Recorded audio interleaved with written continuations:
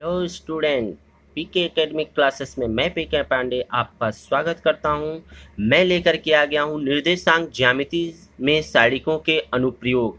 जी हां, जैसा कि आप जान रहे हैं ये हम पढ़ रहे थे टॉपिक, जिसमें हम सारिक में पहला टॉपिक पढ़े, इससे रिलेटेड आपको प्रश्नावली करवाए। उसके बाद सारिकों के गुणधर्म पढ़ाए, उससे रिलेटेड प्रश्नावली आपको कराए।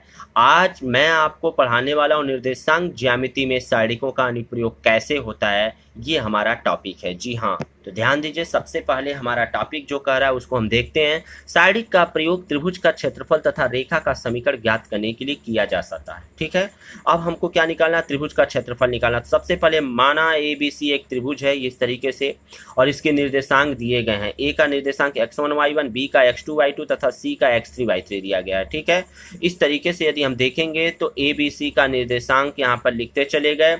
उसके बाद क्या करेंगे, तब सारिक के रूप में अगर त्रिभुज का क्षेत्रफल हमको निकालना है तो त्रिभुज 1/2 और इस तरीके से। तो ध्यान दीजिएगा, यदि किसी त्रिभुज का निकालना होता था तो ऐसे ही लिखा जाता था, उसका मान x1 y1 x2 y2 x3 y3 इस तरीके से लिखा जाता था। विस्तार किया जाता था, आपको 9th में पढ़ाया जाता था। तो त्रिभुज का क्षेत्रफल का फार्मूला होता है हाफ, और इस तरीके से सारिक के रूप में। तो क्या x1 x2 x3 y1 y2 y3 यानी बिंदुओं को रखेंगे और लास्ट वाले में 1 1 1 रख देंगे कॉलम में। इसको जब विस्तार करेंगे 1 1 1 के सापेक्ष तो हाफ x1 मिलेगा। ध्यान दीजिएगा, यहाँ x1 x2 x3 है। तो सबसे पहले ये देखिए, इस तरीके से सर्कल वाइज चल रहा है। तो यहाँ पर पहले चलेगा, फिर ऐसे आएगा, फिर यहाँ से जाएगा। तो अगर हम x1 पकड़ेंगे तो दूसरे नंबर पे क्या आना चाहिए, x2 और x3 आना चाहिए। लेकिन जब x1 पकड़ लेंगे तो हम y के सापेक्ष लेंगे। तो x1 पकड़ेंगे तो क्या आना चाहिए, यहाँ y2 और y3 आ जाएगा, देख लीजिए। प्लस x2 पकड़ेंगे तो क्या आएगा, y3 और y1 आएगा।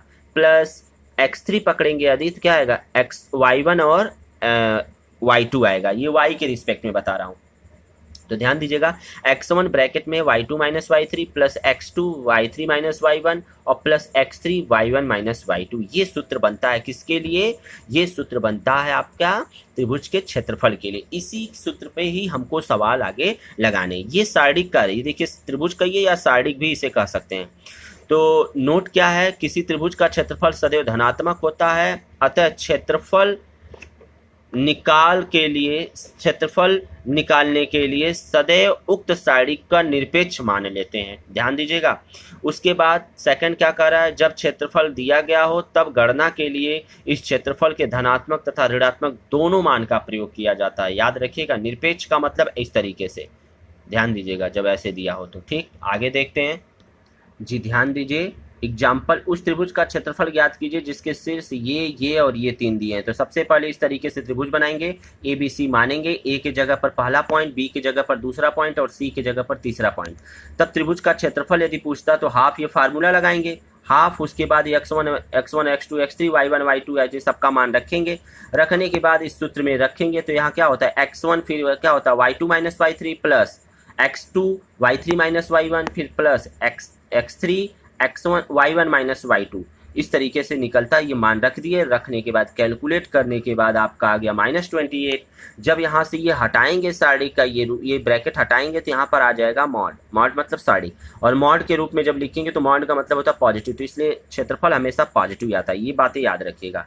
एग्जाम्पल नंबर सेकंड की यदि हम बात करें तो यदि शीर्ष 2 4 3 -2 और k 5 वाले त्रिभुज का क्षेत्रफल 13/2 वर्ग इकाई है तो k का मान ज्ञात कीजिए। तो ध्यान दीजिएगा, इसके सॉल्यूशन के लिए यानी क्षेत्रफल दिया है तो सबसे पहले शीर्ष ये दिया है ABC, त्रिभुज बनाएंगे और त्रिभुज का क्षेत्रफल का कंडीशन लगाएंगे तो त्रिभुज का क्षेत्रफल बराबर 13/2 दिया है। तो त्रिभुज का क्षेत्रफल का फार्मूला होता है 1/2 और सूत्र, तो सूत्र का प्रयोग करेंगे x1 y2 minus y3 plus x2 y3 minus y2 plus x3 y1 minus y2। तो सूत्र में मैं रखने चल रहा हूँ। तो देखिए ये रखेंगे तो ये मान आएगा। ठीक, उसके बाद 13/2 आ गया, तो इसको कैलकुलेट करेंगे थोड़ा सा, तो 13/2 रहने देंगे क्षेत्रफल। उसके बाद जब ये हटाएंगे तो ये मॉड में लिखते हैं 13, और जब इसे कैलकुलेट, दोनों तरफ 2 2 है, कैंसिल आउट हो जाएगा।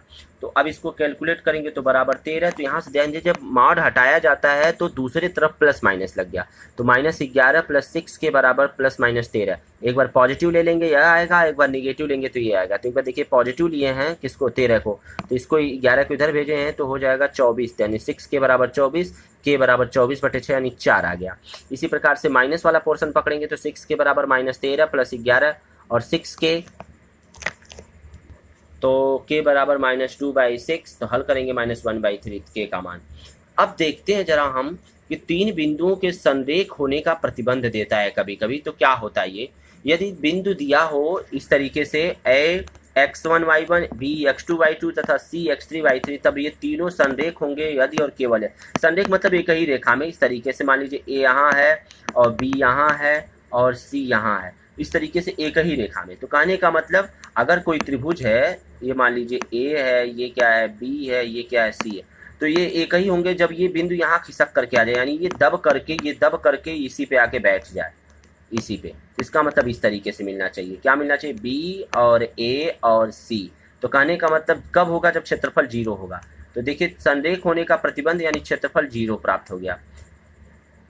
अब 0 प्राप्त हो गया, इसका मतलब त्रिभुज का क्षेत्रफल निकालने के लिए 0 के रिस्पेक्ट में करना पड़ेगा हमको संरेख, अगर दे रहा है तो। यदि बिंदु दिया है इस तरीके से देख सकते हैं, 2, 3, लेमडा -1 तथा 0, 4 संरेखी हैं, तो लेमडा का मान ज्ञात कीजिए। तो ध्यान दीजिएगा, ऐसे कंडीशन के लिए क्या करेंगे, सबसे पहले 2, -3 और ये सब दिया है संरेखी हैं, अतः बिंदुओं से बने त्रिभुज का क्षेत्रफल क्या होना चाहिए? 0 होना चाहिए। अब ये मान यहाँ रखेंगे, जी हाँ, तो मान रखेंगे तो आपको ये प्राप्त हो जाएगा। तो क्या प्राप्त हुआ? ये। अब इसके बाद किसी के सापेक्ष विस्तार, तो इसके सापेक्ष विस्तार करेंगे तो 2 और ये गायब, तो इसका मल्टीपल करेंगे तो ये आ जाएगा। फिर -3, तो यहाँ पर माइनस माइनस प्लस हो जाएगा, देख लीजिए। फिर इसके सापेक्ष करेंगे तो लेमडा 1 0 1 हो जाएगा। फिर अब 1 के सापेक्ष करेंगे तो ये गायब, तो लेमडा -1 0 4 हो जाएगा। इसके सापेक्ष करेंगे तो ये प्राप्त हो जाएगा। अतः इसको जब बढ़ाएंगे आगे की तरफ तो ऐसे कैलकुलेट करेंगे, तो यहाँ से -10 + 7 लेमडा बराबर 0, 7 लेमडा बराबर 10, लेमडा बराबर 10/7। ठीक, इस तरीके से आपको प्राप्त हो गया संरेख के लिए। अब कह रहा है दो बिंदुओं से होकर जाने वाली रेखा का समीकरण पूछता है, तो इसके लिए हम क्या करते हैं? जी हाँ, तो इसके लिए ध्यान दीजिएगा, समीकरण के लिए सबसे पहले मान लीजिए ए बी और यहाँ पर कोई बिंदु पी है, तो इसका निर्देशांक x1 y1, इसका निर्देशांक x2 y2 और बिंदु पी एक्स वाई दिया है। तो सबसे पहले पी ए तथा बी संरेखीय होंगे, इसका मतलब 0 के बराबर होना चाहिए। जब 0 के बराबर होना, ध्यान दीजिएगा यहाँ पर क्या है, x y 1, ये रखेंगे x, यानी कि p वाला रखेंगे तो x और y और 1। उसके बाद क्या करेंगे, यहाँ पर x1 और x2 रख देंगे, यहाँ पर y1 और y2 रख देंगे, जो दो बिंदु दिया है, और 1 1 तो रहेगा ही रहेगा। कहने का मतलब x1 x2 x3 नहीं होगा, बल्कि x x1 x2 होगा, y y1 y2 होगा, यानी ये रहने देंगे। यही वेरिएबल के सापेक्ष हमको निकालना है। तो जब इसको कैलकुलेट करेंगे 1/2 जब इधर भेजेंगे तो 0 हो जाएगा। उसका मतलब रेखा का समीकरण यही हो गया। अगर इसको विस्तारित कर देंगे तो यही आपका अभिष्ट समीकरण प्राप्त होगा। इसी से रिलेटेड एक एग्जाम्पल देखते हैं।